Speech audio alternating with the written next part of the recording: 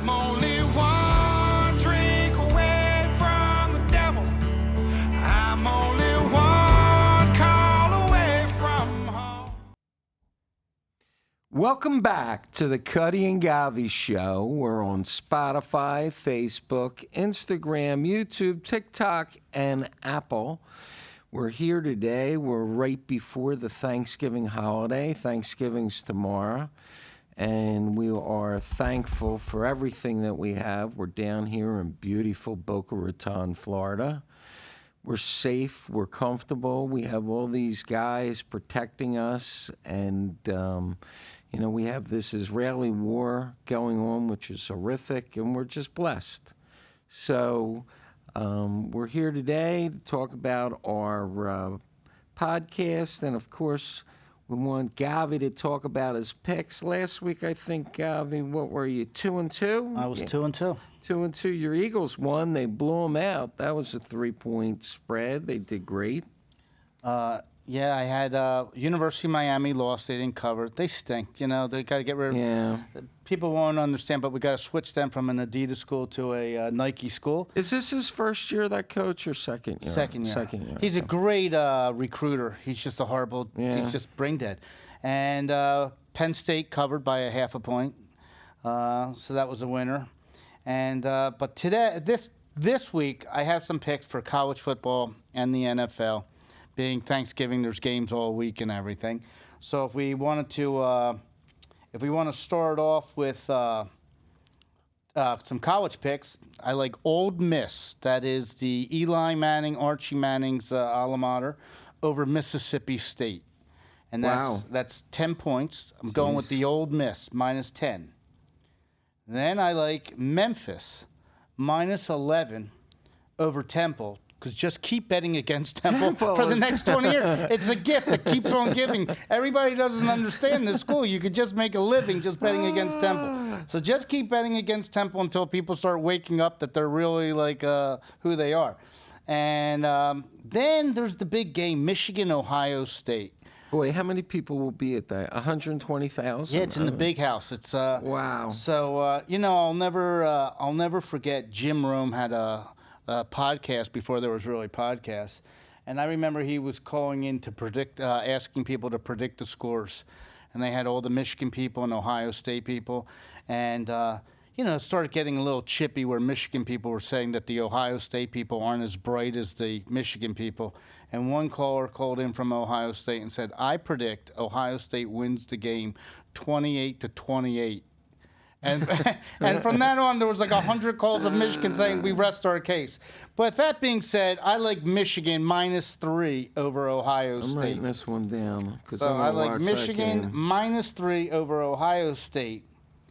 And another in-state game, I like Clemson -7 over South Carolina.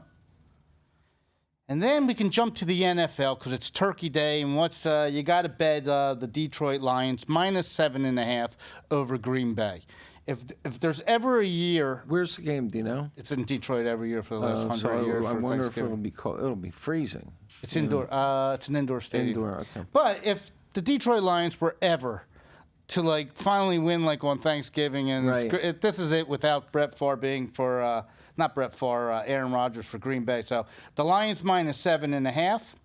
Dallas, which always plays on Thanksgiving, I like them -12.5 over Washington. I love when they show, when Dallas is losing, they have that screenshot of Jerry Jones in pain in his super box. He just sits there in pain as they're losing. He's the greatest gift ever for the Philadelphia Eagles because while every other team gets a general manager to run their $9 billion franchise, right. He decides he's still playing like baseball cards with himself. So as long as he wants to play general manager at 83 years old, he's just outclassed by Howie Roseman every single year. And that's why the Eagles can replace 6 starters on defense and 2 on offense, and they don't miss a beat, and they're 9-1. Imagine that. They replaced 6 starters on defense, and here they are, 9-1, best record in football. And Jerry Jones, I mean, during his tenure, how many coaches has he had? He's had at least 5. The last time Dallas was in the Super Bowl, the Betamax just came out, and you would Did have to. he had Barry Switzer, right? He had Barry Switzer. Jimmy Johnson was their won the thing. Then Super Barry Bowl. Switzer inherited Jimmy Johnson's Yeah. team, and then after that, it was just. It was horrible. And then I like the Denver Broncos because after they got shellacked by the Miami Dolphins and they let the Dolphins put 70 points on the board, they are a different ball club. I give hats off to Sean Payton. So I like Denver -1.5 over the Cleveland Browns. I think Cleveland is who they are without a quarterback. So again, I went to Cleveland. I got to see it firsthand. There you were. It's sad. See all those sad faces being stuck in that depressing So you have city. what do you then? You have 6 games this week. What do you have? Yes. 3 college, 3 pro. Pro. All right, let's see how we do. You know what they say? The VIG Yeah, is let's an see. MF. Yeah. The VIG is crazy. So that's why my football picks. So we're down here. It's Thanksgiving weekend. I'm fortunate enough. I'm going to give a little narcissistic rant here. I'm fortunate enough. My daughter and son-in-law are down here, and my son-in-law, I can't use his name because he has sponsors. He has 6 million Instagram followers. So because our show is somewhat political, he can't come on it. Probably doesn't like me that much anyway. Anyway, so he's kind of helping us out. We're growing here. We're at over 190,000 listeners, so we're exploding. And but we're nowhere compared to him. He has 6 million. Can he throw us just a Yeah, mil? I mean, if he came on a show, please Yeah, come just on a throw show. us a mil. But he can't because we talk politics and he has sponsors and he can't. But anyway. So obviously they're down here this week and they said, hey, Dad, how about we go skydiving? So I have a little clip of us skydiving here, but let me start out by saying it was west of Palm Beach by about an hour. So you're driving about an hour in a car and you're talking and whatever, and we go into this little dumpy airport west of Palm Beach. I don't even know. Pacalo town or something like Grass runway? that. No. Okay, 'cause sometimes they have grass there was runways. grass growing through the runway. Okay, but they have a lot of grass runways here with the, dust croppers. There was grass growing through the runway. Anyway, we get there. The plane that you go up in is a 1956 old crop duster. No seats in it. So right away you're scared. And we went at the end of the day, to try and jump during the sunset. And it's the 3 of us, and the guy says, well, we can only let two instructors that you're strapped to for each one, my son-in-law and my daughter. So 2 can go up in the first plane and 1 goes up in the third. So being the generous guy that I am, I said, well, why don't you 2 go up first, figuring if they didn't make it, So anyway, these guys were retired Navy SEALs. They were jacked up dudes. So now it's my turn. They do their thing and they come down, and now it's my turn. And I said to the guy, the former Navy SEAL, how many jumps did you do today? He says, well, you'll be my 9th, but I'm really tired. I said, oh, well, that doesn't sound too good. Then he goes against the wall and he has the parachutes like in 3 duffel bags, 3 parachutes. And he turns to the other guy. He says, which one of these duffel bags has that blue chute? It didn't go off so well last time I was up there. I don't want to take that blue parachute with me. And I'm like sitting there and they're laughing at me. They're just trying to jerk me off. So anyway, we're going to play like a minute or a minute and a half of my old sorry ass coming out of this plane. But it was just cool. Your as cheeks were flapping. I know. You drop. When you leave the plane, you're at 10,000 feet. When you leave the plane, it's called Skydive Palm Beach. We're giving a shout out to these guys, Skydive Palm Beach. When you leave the plane, the free fall is 120 miles an hour. You just have no consciousness. It's like crazy stuff. All right, let's give it a roll. A roll, Ben. Woo! Welcome to Skydive Palm Beach. All right, we're ready to go. So, ready to jump out of an airplane? Yes, What, sir. are you crazy? Well, you've seen these 2 jump already. Yeah. Did that make you more or less nervous? I'm not nervous at all. Oh boy, we can change that. All right, Any last words before we jump? let's go. All right, let's go. Let's do it.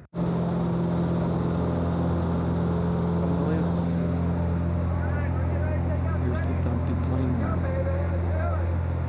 Can they hear us now? Yeah, okay, this is the 1956 crop dust. You have to like sign your will or anything like that? Right. Well, after I divided up my money, I had $1,136 left, and I left it to you. Thanks, so I can carry on for the show for another so often.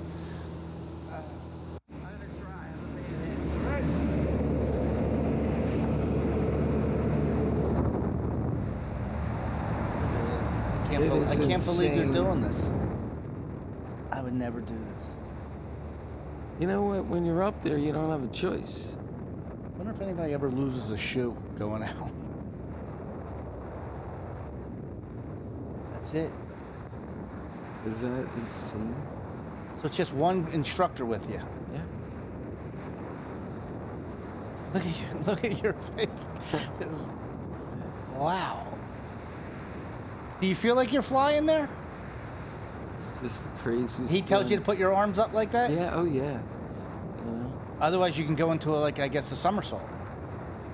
No, this guy was jacked up. He knew what he was doing. He had 10,000 Did that jumps. hurt your arms, keeping it up like that with all the pressure? You know, you go here.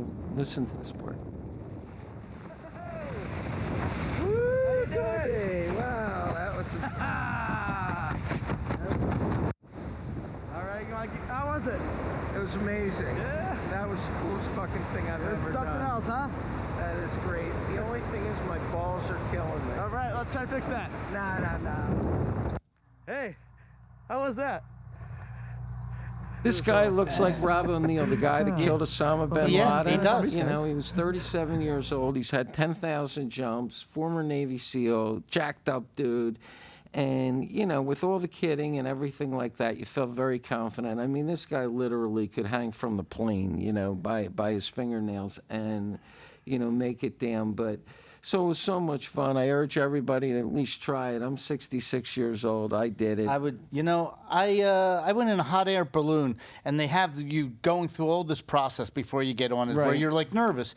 But you get in a hot air balloon, you float like a leaf. There is no like turbulence. There's no bumps, and it's really no big deal. But this just like, that's like jumping off every time. Do you ever think that sometimes you get pushed off of a building, what it must be like? And that's only. Well, 9/11, how about all the people that So jumped? what was that like?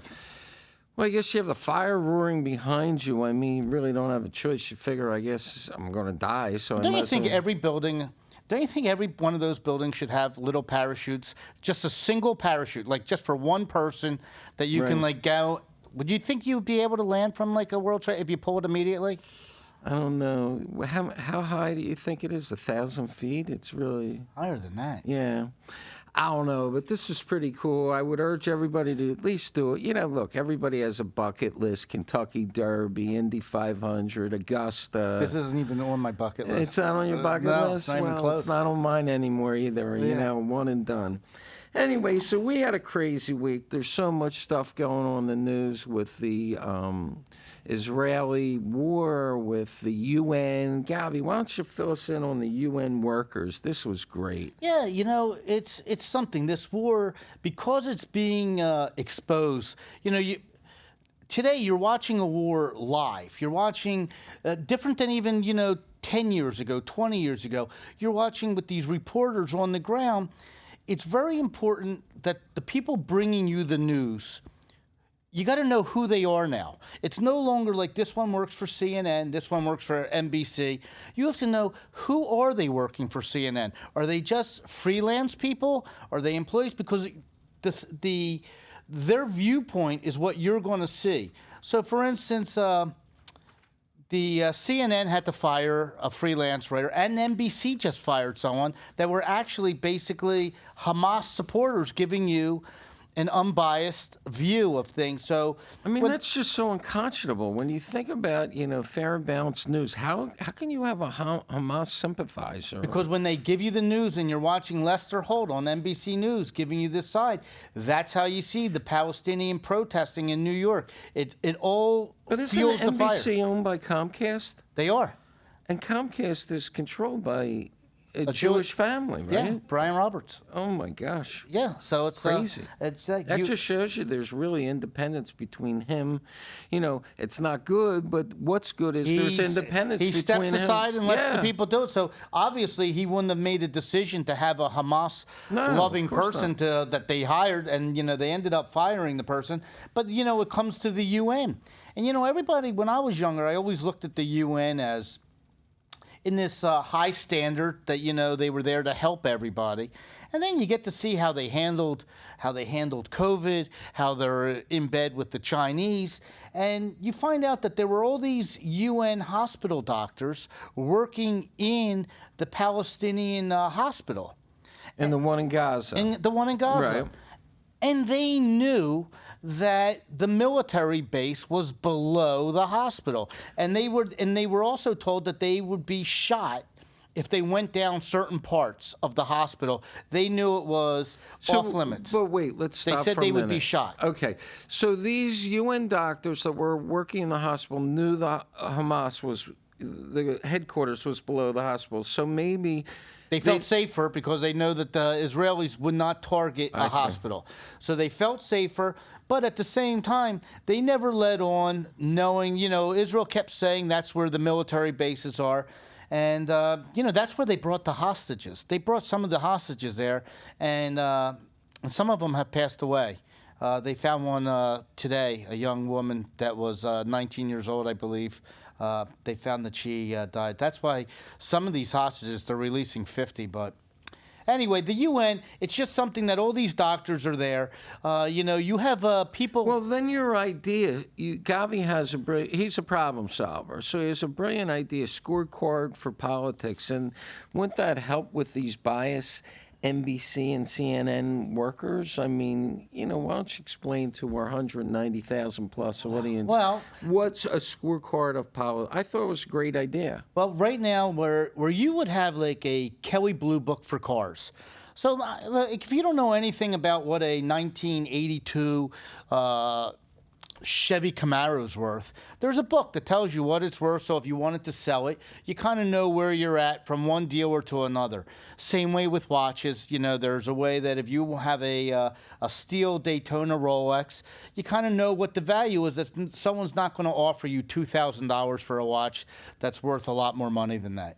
Well, in politics, you have all these people spending tons of money telling you to vote for me, let it be Republican, Democrat, and they're telling you all the issues that they're going to vote for. So you cast your vote saying maybe the guy is pro-life, maybe he's pro-choice, it could be he's for securing the border. Thousands of different areas that maybe appeal to you. Might not be all of them, maybe 80% you agree with them. And then you find out you never know how he voted. There's all these, in the House, there's all these votes every week, but you don't know how your guy did. And I think each week, like a baseball card where you get statistics, how a baseball player or fantasy football, how they did each week, each year, I think you should be able to look at a candidate and bring up right away, okay, this guy said he was going to vote for pro-choice, and he didn't. Or he voted for he's going to secure the border, and all of a sudden he voted not for the wall. Or, I want to give money to Ukraine, and he didn't. There's a lot of different issues. But I think that everything should be on the table, that if you're for a senator. So you're saying like a particular website that'll go right to, everybody's voting record? So Yes, that way when the guy comes around in 2 years or 4 years, depending if it's a congressman or senate, you could sit there and say, that guy didn't tell the truth this time. Maybe I'll go with another candidate. Rather than him saying the same thing every time an election comes up, he knows the buzzwords to say. He says everything. You end up voting for him, and then all of a sudden we're back into the forever wars or stuff like that. I just think I would like to know, okay, this is what he said. This is how he voted. And everybody should just be, it should be transparent. It's a great idea. Republicans and Democrats. And by the way, same way if you're in the Democratic Party and you're the squad and you want to see how they voted, you get to see like, hey, this person, I can't vote if this person controls the House because of these 4 people. I'd rather the Democrats not be in control of the House because that could hurt the bigger picture because depending how many, you could dissect it every different way. Did you see that reel with Megyn Kelly? Megyn Kelly was great. She was talking about the squad, and it's the first time I've ever seen her curse. I guess it was a podcast, and she was saying, if you hate America so much, get the fuck out of this country. Just fucking leave. If you're a congressman and you have this vitriolic hate for America, fucking leave. Get out. But they left the country that actually basically had them, taking away all the women's rights. They come to this country where they get the freedoms, and now they want us to... Well, they want us to become them. They want us to come... You're here. Right. We're not going to become you. They left their place to come here, and now they want us to conform, to go back to what they ran away from. Right. It just doesn't make sense. Well, they want to change our culture to be them, and it's just not going to work. I think my prediction, and you heard it here, is they get voted out. I mean, this, maybe not, maybe so. I mean, their constituents are mostly Palestinian up in that area where they are. Up in Dearborn, Michigan, and in Minnesota for Omar. Yeah. But there's going to be another Democrat that's going to run. It won't be a Republican that beats him, but there'll be another Democrat that's just common sense. I mean, our country is losing common sense. I mean, you look at these, and I'm scared, by the way. I've never been as scared for the next generation to take over. I can tell you that my parents' generation and our generation, when I was 9 years old, I remember riding my bike to a train station and then taking the train to cell phones. No cell phone, to a subway. Right. A subway down to the stadium, and I watched the baseball game and a matinee. Came back. I just had to be in before dinner time, to look at the sky. That was my only indication, basically. And I was okay. Today, it's like, you see these carpool lines at school at 2:30 in the afternoon. And police sitting outside of every school now. Yeah, and every community, every school. And by the way, these parents are even scared for another parent to pick up their kid. It used to be if you wanted to do carpool, you would get 4 other women, and you would say, I got them for 1 week, you get them for the next week, and that way, for 1 week a month, you did carpool. Now the parents are like, nope, I got it. Every single day, I'm going to pick up my kid at 2:30 in the afternoon because I don't want little Tommy to take the bus because you know what? There might be some bad people on the bus. It's like these kids are growing up just not the same way, and they get, all this Ivy League school, look at their ideas. They're like... It's terrible what's going on with these Ivy League schools. It's just absolutely horrible.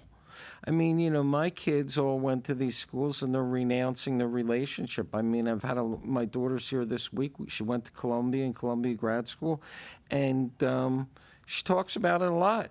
She was, had all this T-shirts, sweatshirts. Nobody wears them anymore. They tuck them away, and, they're renouncing their, I shouldn't speak for her. Maybe she'll speak sometime on the podcast, but, she's not happy about what's going on But this is a subject that you talked about this week, in our 4 minutes preparation for the show this week. I think we probably spent 3 this week. But it's a strong 3 minutes that we do spend. It is. But you talked about the kids are leaving Biden. The kids voted for him last time, and now, But they're leaving for different reasons. Why are they leaving? They're leaving not for like, by the way, for Donald Trump. They're leaving because... The frat boys. Yeah, frat boys, I'm talking to you here, okay? I'm talking to you. You want to get a house. When Trump was in office, it was 2.5% was the mortgage rate. Now it's like 7.5%. You're going to be living with roommates your whole life. You're not going to be on your own. Or living at home like I do. Yeah, or living at home, because the house that you wanted that was a $1 million house, you might only be able to get a $500,000 house, and that house isn't going to maybe appeal to you, or a $500,000 house is a $250,000 house. Not to mention cars, not to mention if you want to go on credit cards, or rents that are high. You're spending 60% of your income just for your rent. So do you think Biden in the election loses the vote of the young kids propelled him last time, and Obama too? I mean, he had all the college campus kids, and he doesn't know what to do. So right now he's trying to put something through through Congress, that not even through Congress, through executive order, that he wants to take off another like $180 million in these student loans. What he wants to do is he wants to make it easy for students to declare bankruptcy, and it won't count against you. Like, by the way, Is that what he's trying to do? yeah, right. So they go away. That's ridiculous. It ruins their credit forever. Right, but he's trying to make like it won't, Wow. that it won't. So, by the way, it's going to be dinner conversation for Thanksgiving if it comes up. And you got all these people, by the way, if you're a plumber, if you're an electrician, what it is it's taxpayers' money that they borrowed that they're basically saying to the United States taxpayers, I'm not paying you back. I'm going to declare bankruptcy by this little thing, even though it's really, they're not bankrupt, to avoid paying this. So the electrician, the plumber, the roofer, they should be stuck with this bill, even though they didn't go to college. It's just ridiculous. How do you think a kid feels today? Let's say you're in college and you're working a job at night at Starbucks or Walmart or Target or something to pay for your college. And now everybody before you gets all their debt waived, but yet you're still, you're paying your debt current. I mean, you can't be happy with Joe Biden. No, it just makes every. How about if you have a next door neighbor that you took 2 jobs to put your kid through school? He decided to go on vacation the whole time. He looks like he's having a great time. You're working 2 jobs. You found out, I got mine paid for. You should have waited. Too bad. So, it's just the stuff that's just like what's unfair, and these. And you're asking people to to teach them, to walk away from a commitment. It's like, by the way, what happens if all of a sudden everybody that bought a car for their business, if it was like I said, say I'm not paying my Ford F-150, I use it for work, I'm not paying it. Yeah, it's bail me out. It's a bad example. It's a bad example. But, I was listening to this thing this week about how much people make. And, they talked about a school teacher. The average school teacher in America makes $80,000 a year. The average police officer makes like $90,000 a year. So guess how much the average American tattoo artist makes a year? What does a tattoo artist make a year? Anywhere between $250,000 and $500,000 a year. A tattoo artist. That's like shocking. Shocking. Yeah. I mean, that's a huge amount of money, right? Yeah, that's. I'm not saying in any negative way what they're doing isn't hard. I just was overwhelmed with that number. You have a truck driver that drives for Walmart. He makes $100,000. So you're saying what's the range for a tattoo artist? 200 average in America. Okay.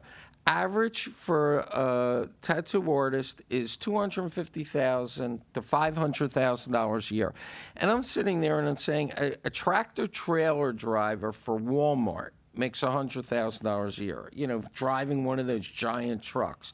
A tattoo artist, and I'm not saying anything negative against a tattoo artist, but he's making 2.5 times lower end of the scale than a truck driver driving for Walmart or school teacher.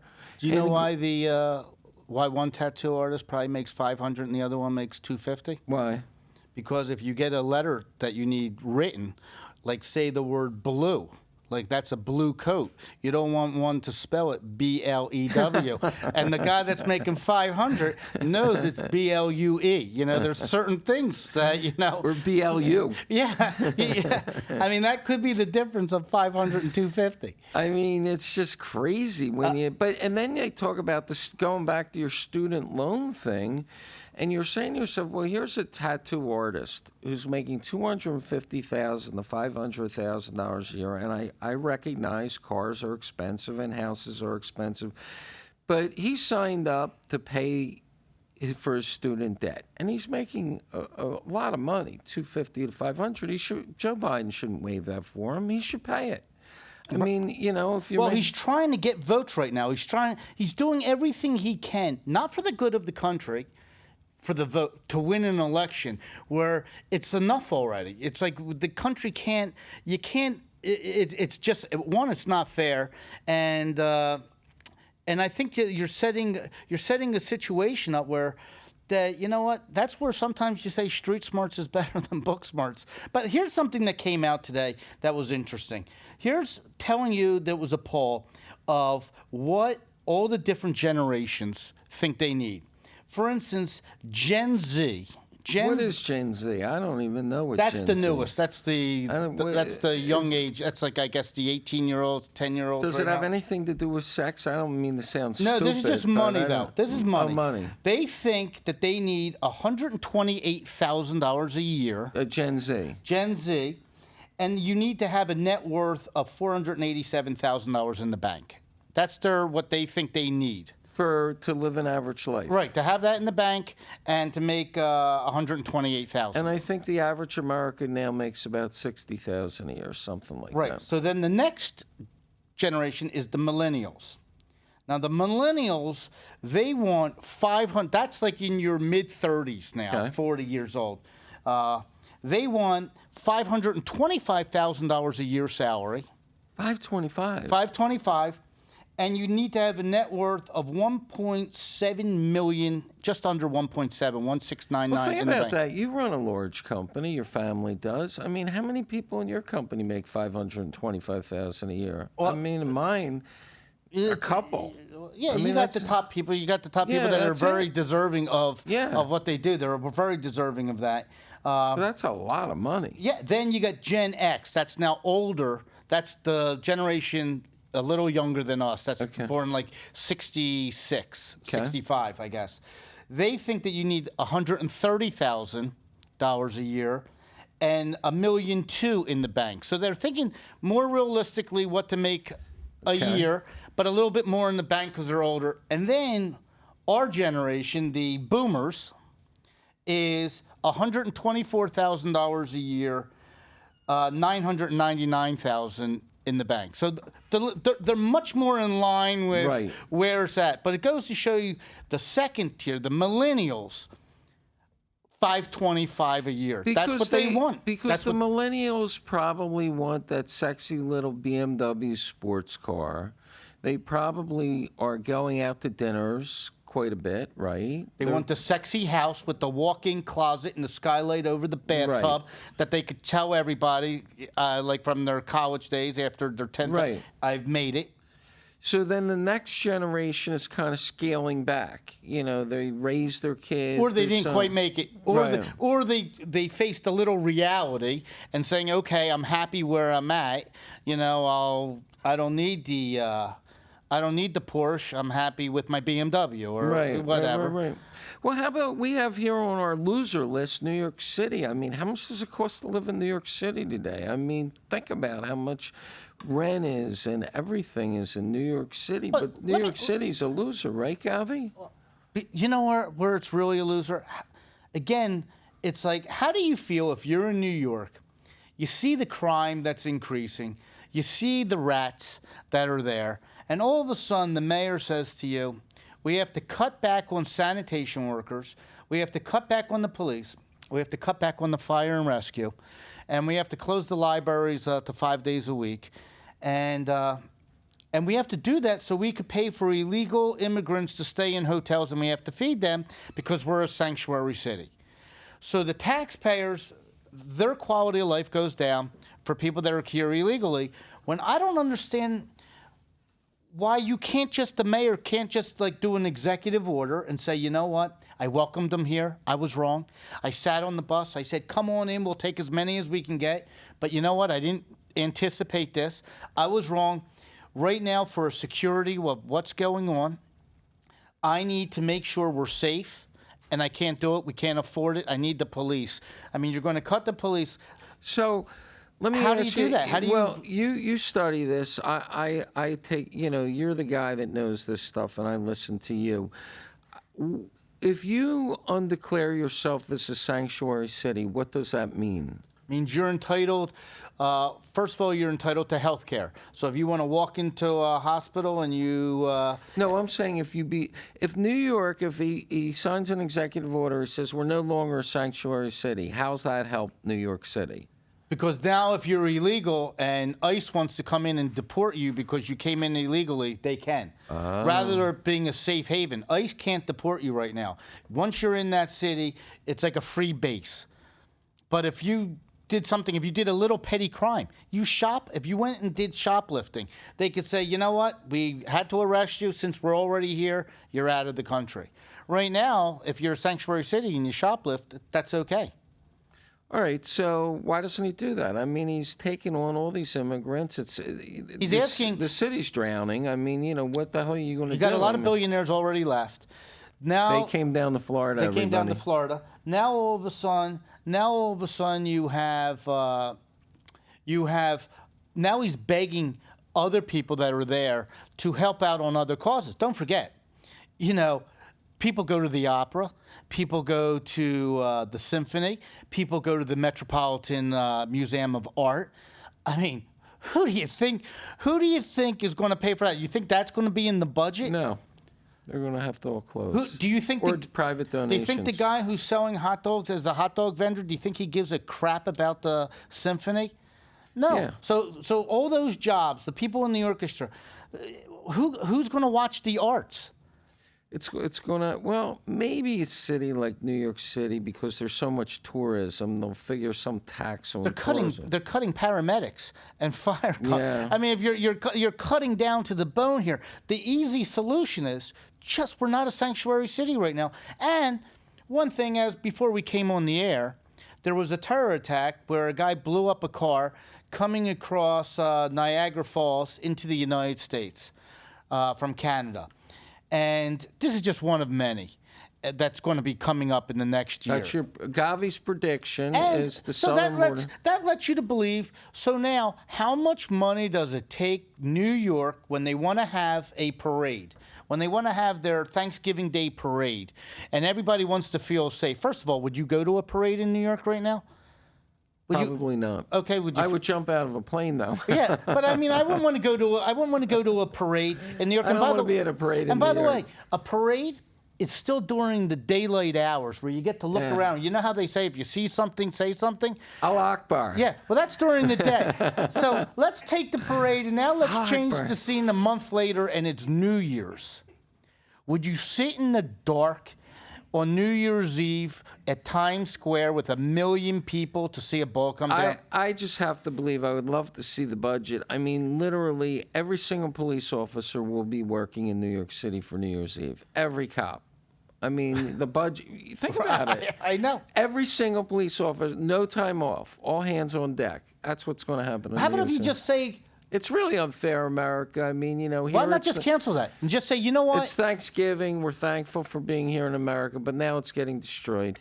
Or we're not going to lay off one police officer, one fireman. We're going to keep the libraries open, but we're not having New Year's Eve in New York this year. But see, all this is the car, the train wreck already happened. The car already hit you. I mean, in retrospect, the only time this is going to change, Govy, is after the fact, after the library closes, after the Museum of Art closes, after the opera closes. I mean, no, everybody's screaming. So right now we're just in surgery. So we're in surgery now. We have to see how the doctor performed. Right. Everybody's saying we're broke. It's like the kid that cried wolf until it's over. That's what's happening right now. This guy, Mayor Adams, who's under investigation by Biden, has been, screaming, crying wolf or not wolf, the truth for what? 6 months now. We're broke. We can't do this. We can't do it anymore. But yet he's still managing to do it. But yet, if you notice the cities that are crying, it's San Francisco, it's Los Angeles, it's Chicago, it's Detroit, it's Philadelphia, it's New York. I mean, you don't see Boca Raton, Miami. You don't see Dallas, Fort Worth. Well, don't advertise this too much. They may start coming here. I'm just, it's funny. You walk outside here and it's like it's peaceful.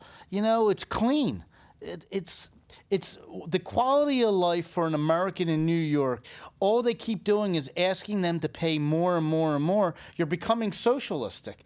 Look, you got people in Chicago who are saying, I don't like it here. They're going back to their homes.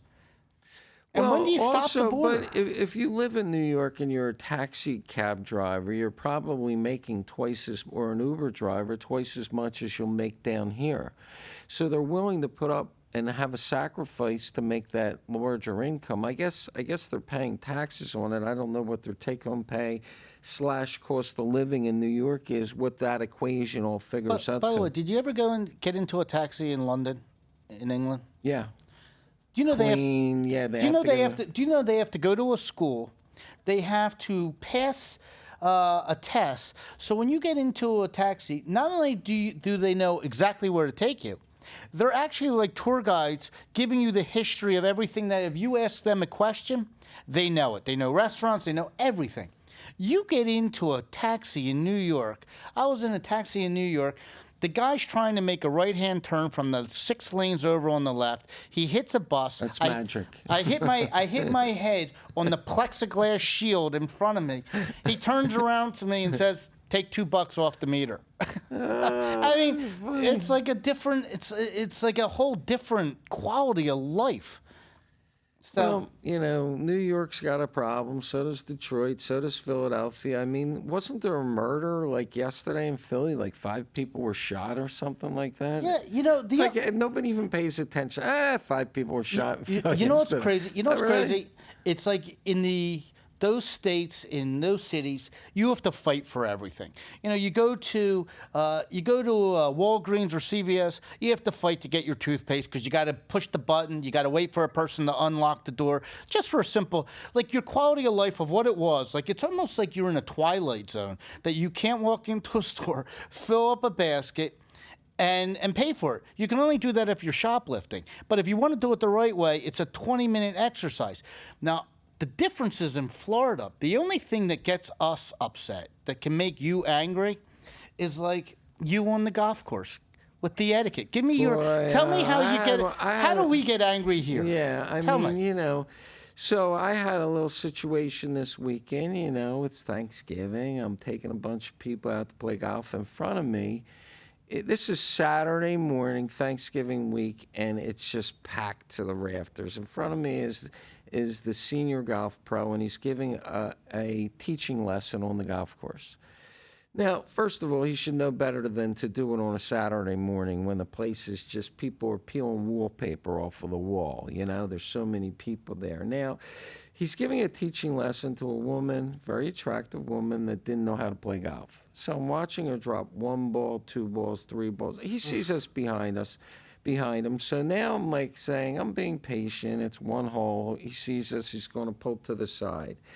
Now we get to the 2nd hole, and she's doing it again, and he's doing it again. And now, instead of on simmer, I'm on medium, the stove, Right. the stove. And I'm like, why am I being put in this position that I have to fight? I mean, I paid my dues, and, it's Saturday morning, Thanksgiving week, and now we get to the 3rd hole, and she drops 6 balls on the green, and she's putting. And I'm like saying, this is not fair. I mean, why do I have to now call the pro shop and get in a huge fight and put myself, because now this guy's the boss. He has the power. He has the power. He's going to break my balls. If I turn him in and say what he's doing is wrong, he's going to break my balls, and I'm going to have a And the problem. next time you want to play, Yeah, I'm the last on the list. Right. Yet he's supposed to know to turn around on the 1st hole and say, "Hey, I can only we got to speed it up. We got people behind us. Let them play through." But the 2nd, I can understand you're on the 1st tee and you watched it the 1st time, and then you're thinking to yourself, "Okay, I'm sure by the 2nd hole he won't do it." And then when you watch it on the 2nd hole, you're at a level where it's like, okay, I know he won't do it on the 3rd hole. By the 3rd hole, I would be like going crazy. But it just seems everywhere in life, people put you in an uncomfortable position that you have to then call them out on it, but they have this power over you it's like if you're sitting in court and a judge is screaming at you and you talk back, you're in trouble. If you go, same thing with a school teacher, you're in trouble. If you fight a lot of times for your rights, you're in trouble. Here's this guy, he can decide whether I tee or, not a big deal in your life. There's a solution to it, though. What's the solution? I just noticed I'm wearing a shirt from a club that I was a member of for a lot of years up north, and it's men only. Right. And Not that I'm against women but I gotta tell you. Wait, Govy, 68% of our Right. of our listening No, it's audience. great. But I'll tell you what's special about women. this. You get to play golf. There is speed of play is very important. A fivesome can go through you if you're slow, because speed of play is very important. The quality of the people there, that everybody is respectful. And you know what? When you finish your round in 3 hours, you get to spend more time with your wife and your kids There's the than solution. spending 5.5, 6 hours on the golf course. And then you're upset. Your wife says to you, "What's going on?" And That's our calling right now. so it happens to be better to be a member of one of these clubs. Well, I agree with you, but there also should be rules. This guy should know better than Saturday morning of Thanksgiving weekend, when the place is packed with some people, to be giving a playing lesson. I mean, he should know to do that on a Tuesday. But it just seems like you go, you're at a restaurant, and so I had a situation. There's a very popular. We're going so fast here today. Geez, what happened to our show? It's crazy. My God, real fast. I'm in a restaurant. Take your time. We got time. Yeah, we got extra money to put in the meter. Yeah, we got time. We got money to put in the meter. Well, can you go out and put some quarters in the meter? No, I'm in a restaurant that I go to all the time. They have a huge bar, and I go there by myself on a Saturday night. And it's mostly on a Saturday night. The bar is couples, 2 people. Well, I'm in front of a bunch of other couples. But yeah, but a bar is for single people. I mean, that's what people eat at a bar. If you're by yourself, you don't take a two-top or a 4-top. You sit at a bar. That's Right. what I do if I'm by myself. So you're a problem solver. Help me solve this problem. I'm in front of these other couples, and 2 people get up. The hostess seats 2 people in their seats, even though I'm first, but they don't want a single. Now they have an empty seat. If they put me in one of the available 2 seats, they have one empty seat. So now I have to get in a fight with the manager. That's not fair. And you're a regular. I'm a regular. I'm tolerant the first 2 people that sit down. Look, okay. And you're fine. there all summer long. And I'm there. So now the next 2 people sit down. Now I went from simmer to medium on the stove. It's like, why am I put in this position? I think the etiquette's supposed to be, when you go to the bar, it's first come, first serve. That's how it should be. And you could ask someone, because sometimes someone sits at a thing and there's an empty seat on either side. Sometimes you could say to someone, "Do you mind moving over so that way there's 2 together?" And people, mostly they look at you, and if you're nice, they'll do a favor. If you're a jerk, they might not. But that's how you do it. But the guy that's a single, he's there that's a single thing. Let the 2 take a table for 2, sit in the bar area. Yeah. But the bar is first come, first serve. That's the bar. That's my ruling. So it's an hour and a half to wait for a bar seat. So I'm not feeling bad for that restaurant. They're making plenty of money. That they have to take a 2-seat and make it a 1-seat and wait for another single to come in. So I'm not feeling bad, but it just seems like everything now in the world is no. You go in somewhere, no, there are no reservations tonight. There are, there are no cars available. Everything. You know what? You work so hard to make money, and everything's no. Again, if sometimes you never know what you get. Like, they could seat you at the bar as a single. And how do they know that you don't want 2 shots of Louis XIII? And then all of a sudden they find out that your bill was 3 times as much as the other 2 people. Right, that are just sitting there having And the an tip, appetizer. right? Yeah. How does he know that you're going to order like a beer? You're a problem solver. You're correct. Right. I would have said to him, "You know what? I'll have to get my Louis XIII somewhere else." Or I want, Pappy Van Winkle. I'll get that somewhere else. That's what you should do. So the week's flying by. Again, we got snowbirds down here. Yeah, like it's Thanksgiving. The place is jammed. Talk about fighting. You got to fight if you go to a place. Beach chairs. All the New how Yorkers. about tomorrow, Thanksgiving? I was in a supermarket today. It was insane. You know what they call? By the way, it was so crazy in that supermarket. You know what they call dog. You know what they call New Yorkers down here? What? I heard someone say, they go, "Here comes the 212s." Did you ever hear that? No. Through the air. Oh, there's a bunch of 212s over there. Well, you also heard this week, you talk often about Biden, cocaine, and You know, that's why they call it the White House. Cocaine, you know, it's the White House. It's the granddaughter. By the way, it's the granddaughter now. All right, we'll I'm just find letting you out know about it's the it. granddaughter. And by the way, Joe is in Nantucket So let me ask. in a $35 million house. We have to run, but We have plenty of time. No, but let me ask you a question. So Joe Biden or Trump or whoever the president is comes and stays at your $35 million house in Martha's Vineyard, and you're there, you're hosting him. Do you give the president of the United States your master bedroom, or he goes in a guest room? I was looking at the picture of that house today, and I'm saying to myself, okay, Joe Biden's there, the owner of the house is there. Who gets the master bedroom? Well, you know, Greg Norman had a huge house, and he had Bill Clinton stay in the guest house across from the pool. Do you know why? Oh, yeah. No, I have no idea. There was a reason why he stayed in the But guest think room. about, but what would you do if you have this huge house? Would you have them in your? Would you leave your bedroom, your bed, your mattress, your sheets to go down the hall? Yeah, and let because the I would have presidential sheets for them, and I would have brand new sheets, and then I would be honored to say the president of the United States slept on these You're sheets, out of your and I mind. would have it like embroidered with. You're unstable. No, I would have it like embroidered with the president of the United States, and that's the so president slept here. Absolutely. great. I mean, how many people can say the president of the United States slept in my master bedroom and I had sheets made? And your wife would be okay with that. I would have sheets made. But you'd be down at City Mattress buying a new mattress next week. No, I would have all the symbols of everything in there. But here's the big question. You know, Joe How did Biden he get wears a friendly? diaper. How did he get friendly with this guy that he's staying at this guy's house? He made $174,000 a year for 50 years, and he's staying in all these different spots. Well, that's a good question. We're gonna have to find that out. Who brought the Coke for this house? Who brought it? Is Hunter with him? Yeah, is Hunter there? Yeah. Oh, Hunter's there. Yeah, they're having this is the big meeting. This weekend is the powwow where they're going to tell Joe either run or not run. This is where he's going to say to the family, listen, this is, hey, Hunter, you might go down here. Joe, how much do they know? I think this is just family. I think this is where they're going to sit there and have a heart-to-heart. And Joe might say, listen, this Chinese thing, we might go down. Jim, my brother, might go down.